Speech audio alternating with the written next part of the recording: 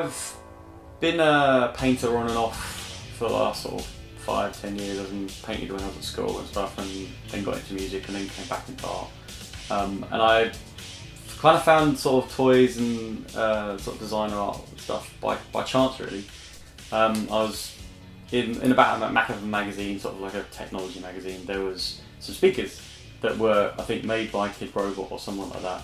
And they were camouflaged, and it's like someone wearing a Parker coat, and the speakers where the face and the chest were. And then I thought that was kind of cool, and I went to their website, then found out that there was a store in London, and then I think when I moved to London, I thought, oh, it'd be good to check that out. So I went down there and sort of went to the store and sort of fell in love. I like a lot of sort of inspiration from nature and life and stuff like that, and I think I grew up sort of on the outskirts of London, so I've always seen sort of the city and then the nature back and forth.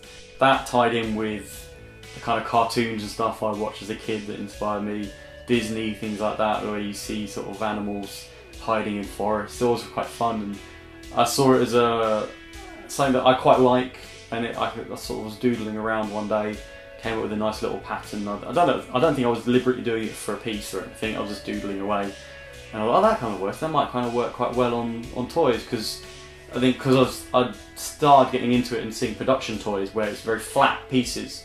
So this flat and the line works, so very cartoony or comic booky. So I thought, well, that kind of works, and then it means I could evolve that so that I could then create. I read what other artists do. You create a world that your creatures and your customs live in. And so I thought, well, if I do that, then I could create monsters that live in this jungle and create backstories and create the animals as well. At the moment, I'm now working on commissions, and in between that, building up for ToyCon in April. So I do have some very specific plans for that. I have a few sort of different platforms I haven't worked on before yet, so I hope to have some labbits along at ToyCon of different sizes and different kind of themes and characters. So I enjoy working on different platforms, so hopefully I'll bring a selection of different things for it. And there might be another show in Cardiff again next year, but I think for this year I'm back to being just sort of a reclusive artist.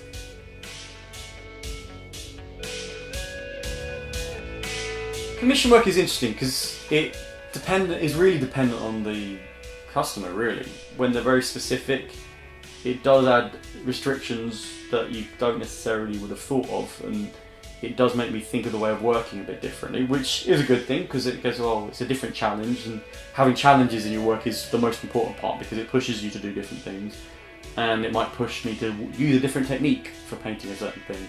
So I'll learn from that, so then when I'm doing my own pieces, or it's a commission where someone says do whatever you want, then I can then reapply what I've learned from the more restrictive pieces to it.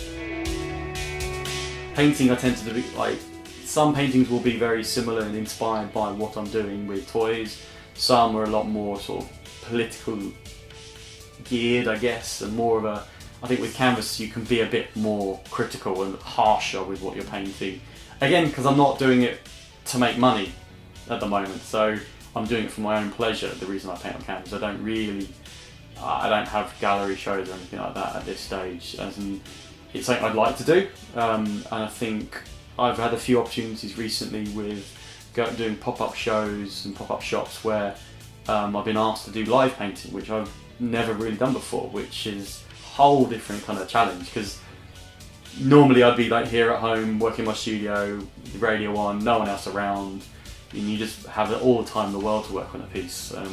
Obviously if you're working for a deadline, that's slightly different, and like commission pieces is different, but on a canvas, when I set that all up, it's just for my own pleasure at this point.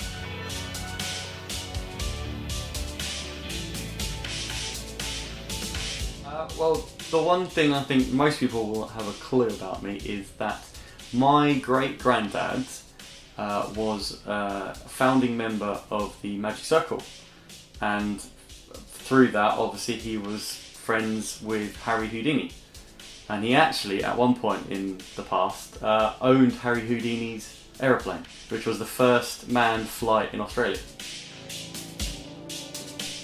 I think being a musician as well as an artist does affect things. I think maybe the way I think about sort of patterns, because obviously music is mathematical and patterns into it, and I've kind of come from a bit of a sciencey background with my family, that I think with music it will influence it. I think maybe that does have something to do with the reason why I've chosen sort of jungle patterns and flowers and stuff, that it kind of flows, there's a flow to music, there's a flow to art.